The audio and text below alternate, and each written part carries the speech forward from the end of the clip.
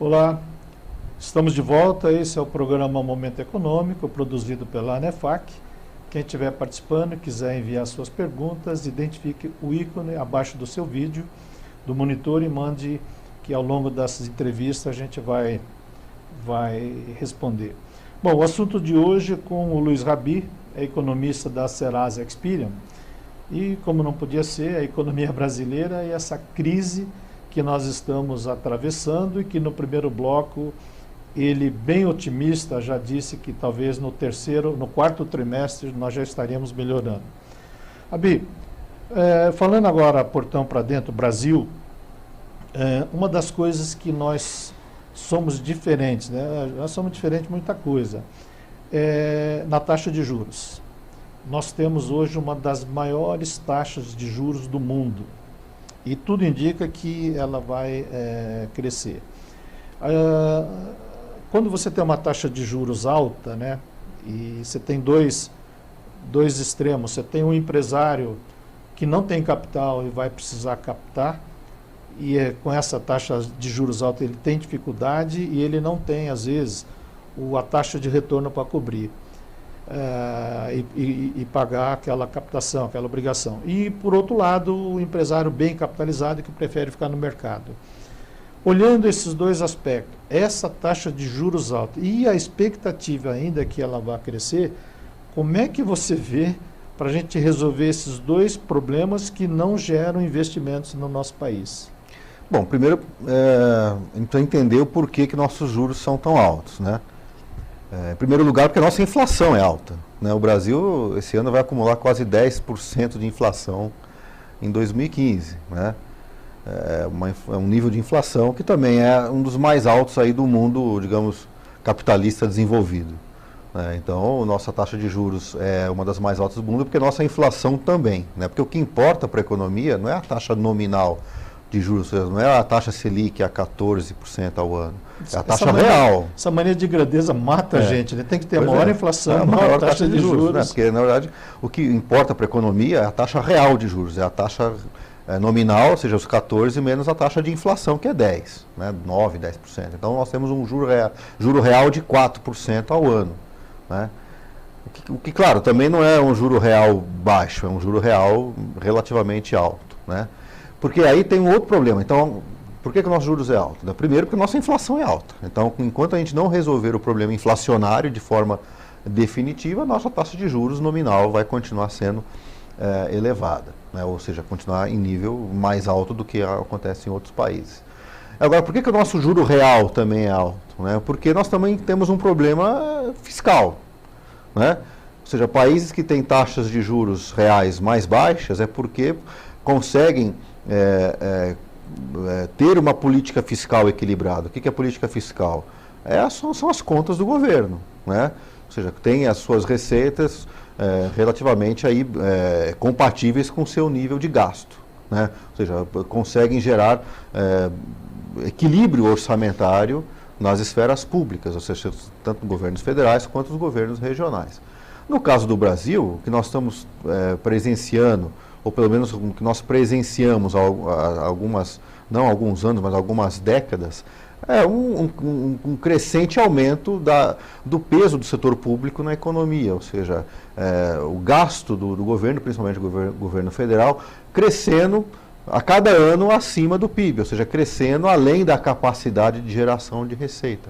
Ou seja, e isso, a longo prazo, começa a produzir um sinal claro de desequilíbrio fiscal, que é mais ou menos o que o Levy está tentando corrigir. Esse gasto crescente, ele é despesa, ele não é investimento. Basicamente, é despesa. Se você olhar a composição da estrutura do gasto, é cada vez mais despesa corrente do que investimento em infraestrutura. Daí deveria ser o inverso, né? E não é. Então, além do gasto público estar crescendo de forma ininterrupta no Brasil, a composição desse gasto é cada vez mais consumo, ou seja, pagamento aí de despesas correntes, salário, funcionalismo, gastos com saúde, educação, não que eles não sejam importantes, mas também há uma questão de ineficiência desse gasto, né? Ou seja, o governo gasta X, mas na ponta ali não chega a X, chega muito menos do que X, né?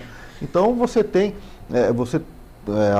se gerou no Brasil também uma série de desequilíbrios fiscais, né, que vão fazendo com que a percepção de risco na economia brasileira não seja das melhores, né? Ou seja, em algum momento essa dívida pública começa a ser percebida como impagável ou começa a ser percebida como saindo um pouco de controle. Claro que isso acaba gerando problemas do próprio controle inflacionário, né? Porque quanto mais se gasta, né, já que o governo começa a gastar muito mais além da sua capacidade, isso também gera uma pressão de demanda na economia que acaba produzindo alguma pressão sobre a inflação. Então, contas fiscais desequilibradas, né, com uma estrutura inflacionária elevada, né, gera uma taxa de juros mais alta, porque diante de uma situação fiscal que não é boa, e diante de uma cultura inflacionária que ainda é ruim, né, não resta outra alternativa para controlar a inflação senão subir taxa de juros, né? Então, as taxas de juros têm que subir, acabam ficando num patamar elevado, porque nós não temos uma política fiscal equilibrada e porque temos uma cultura inflacionária ainda elevada. Só para ter uma ideia, o Brasil é um dos poucos países do mundo onde todo mês de janeiro, a cada ano, se reajusta o salário mínimo pela inflação passada, mais o crescimento econômico do ano anterior. Ou seja, há uma política de indexação automática do salário mínimo na economia. Isso gera mais cultura inflacionária. Não que aumentar o salário mínimo seja uma coisa ruim, mas é preciso ver qual que é o reflexo disso na economia, porque a economia é aquela velha frase, não existe almoço grátis. Alguém acaba sempre pagando a conta. Alguém nós, né? Então, quer dizer, com contas fiscais não equilibradas e uma cultura inflacionária ainda reminiscente da época da hiperinflação, ou parte dela veio dessa época, infelizmente as taxas de juros têm que ficar no patamar elevado para, de alguma forma, fazer o controle inflacionário dessa economia. No dia que nós tivermos uma política fiscal realmente equilibrada, né, e no dia que nós conseguirmos, digamos, praticamente eliminar todo o resquício de indexação que existe na economia, aí sim a gente vai poder trabalhar com uma taxa de juros um pouco mais civilizada. Rabi, você falou de inflação alta, né? É até esquisito, porque nós não temos uma inflação alta por demanda. A gente tem uma inflação de ajuste, de corrigir aqueles itens administrados que ficaram represados o ano passado. Tarifas públicas, combustíveis, energia e por aí vai. Tudo aquilo que o governo tinha controle e ele segurou, e esse ano teve que soltar, principalmente energia elétrica. Você vai em setor metalúrgico, isso tem um peso muito forte. Então nós temos uma inflação alta por correção e não por demanda, e temos um desemprego muito alto. Quem está desempregado não vai consumir, principalmente bens duráveis. E quem está trabalhando, mas com medo de perder o emprego, também não. Então veja bem, e somando isso daí é essa taxa de juros alta.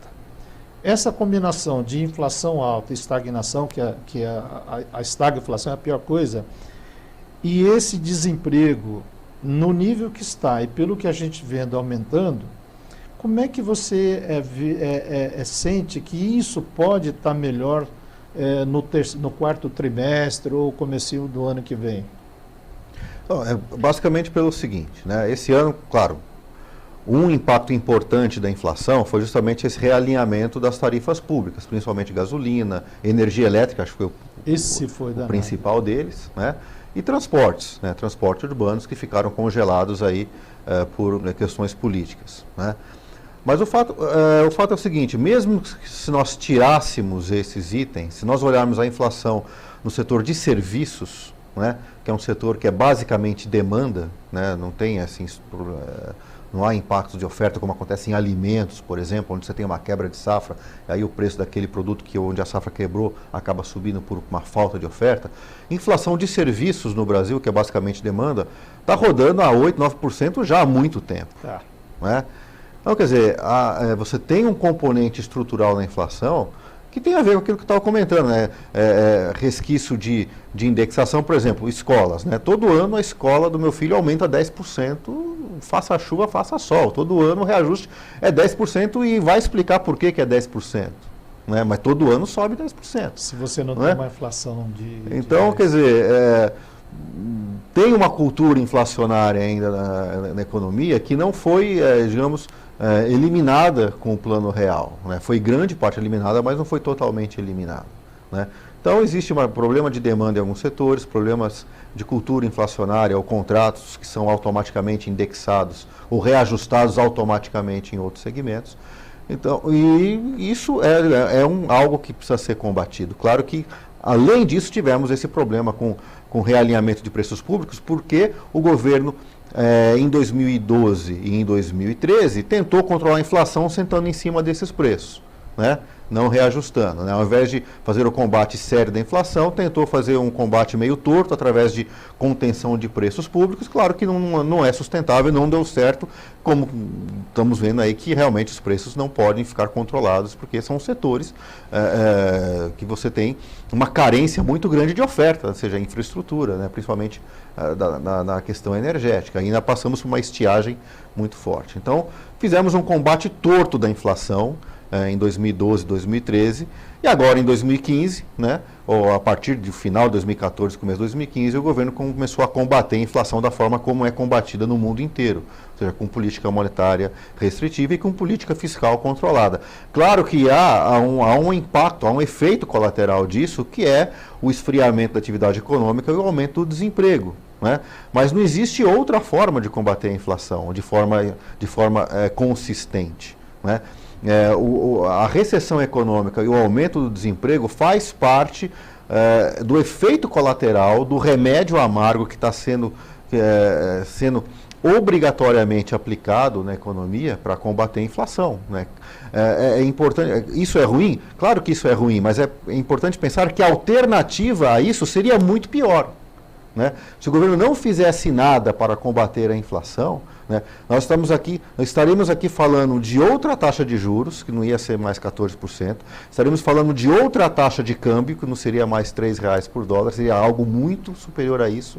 Estaremos falando do Brasil ter sido rebaixado pelas agências de rating, né, com descontrole total das contas públicas, ou seja, o país voltando para uma situação quase pré-Plano Real, ou seja, a alternativa de não se fazer o que está se fazendo, em termos de combate à inflação e reequilíbrio de contas públicas e contas externas, o custo alternativo de não se fazer isso seria muito pior. Então, ou seja, apesar da recessão, apesar do desemprego,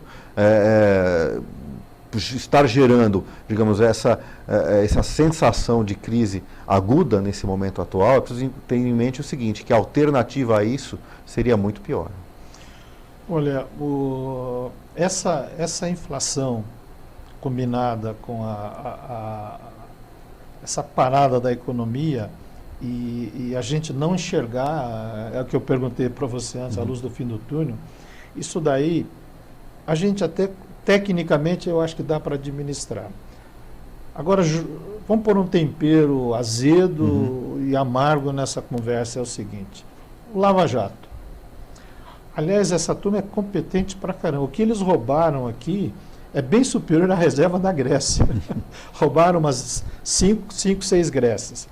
Mas a Lava Jato, ela envolveu grandes empresas no Brasil que são responsáveis, principalmente na infraestrutura e infraestrutura pesada, que são rodovias, ferrovias, hidrelétricas, enfim, são obras pesadas que você tem que ter, além da experiência, tem que ter um capital financeiro para isso. E isso daí viu que a gente viu o desemprego na construção civil. Como é que você vê, com toda essa parte de que o governo vai fazer e ainda esse rescaldo do Lava Jato impedindo investimentos, impedindo que a infraestrutura...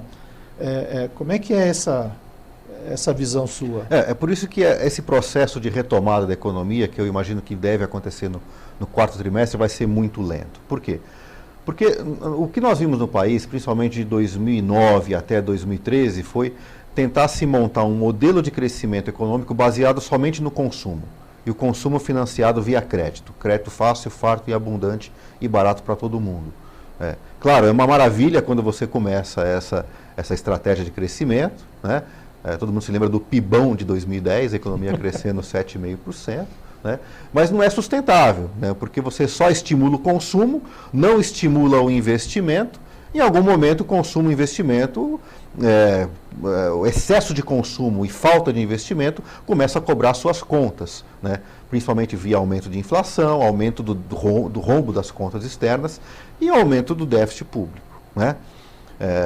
Chegamos numa situação insustentável, né? Então, nós temos que montar um novo modelo de crescimento que passa por uma inflação mais baixa, né?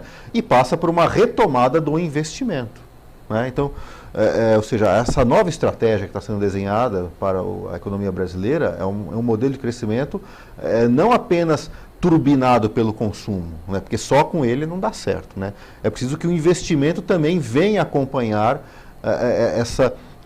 esse desejo de consumo da sociedade brasileira, né? E o investimento precisa de infraestrutura, né? Sem infraestrutura você não consegue aumentar a capacidade de produção da economia. Você precisa de mais estradas, mais portos, aeroportos, ou seja, energia elétrica, abastecimento de água, tudo isso é investimento, né? Construção civil, construção pesada, tudo isso é investimento. Agora, qual que é o impacto da Operação Lava Jato, como você bem citou? Está afetando, do ponto de vista da atividade do negócio, várias empreiteiras, ou seja, várias empresas que têm na sua expertise justamente a elaboração desses investimentos, né? Então, vai ser um pouco mais difícil retomar o crescimento via investimento se você tem uma série de empresas que são tradicionais no mercado, né, que atuam nesses ramos, envoltas aí com uma série de investigações, né? Eu vejo como a saída talvez abrir esse mercado para empresas estrangeiras que atuam nesses segmentos, que possam vir ao Brasil participar desses projetos de investimento, que o próprio governo, desde o último dia 9, né, 9 do mês passado, né, colocou, né, uma série de projetos de concessão que ele pretende fazer agora a partir do segundo semestre, pegando estradas, ferrovias, hidrovias, portos, aeroportos, ou seja, o governo percebeu que a saída da crise tem que ser através do investimento, né? E por isso que vai ser lento, né, porque nós temos uma série de empresas ligadas ao investimento e construção pesada que estão envoltas aí nas investigações da Lava Jato e talvez não tenham a capacidade nesse momento de entrar, digamos, de cabeça nesses projetos, mas aí você pode contar com empresas de outros países que eventualmente possam participar, digamos, dessa saída da economia brasileira da crise via investimento e não via estímulos desenfreados ao consumo, que acaba gerando naquilo que nós vimos aí recentemente. Só inflação, desequilíbrio fiscal e desequilíbrio das contas externas. Bi, infelizmente o nosso tempo está acabando. Eu acho que o grande resultado disso tudo e que prejudica é a confiança e a credibilidade, né? Ninguém confia, ninguém acredita que se fizer um projeto que o governo não vai interferir depois, que vai mudar as regras, enfim.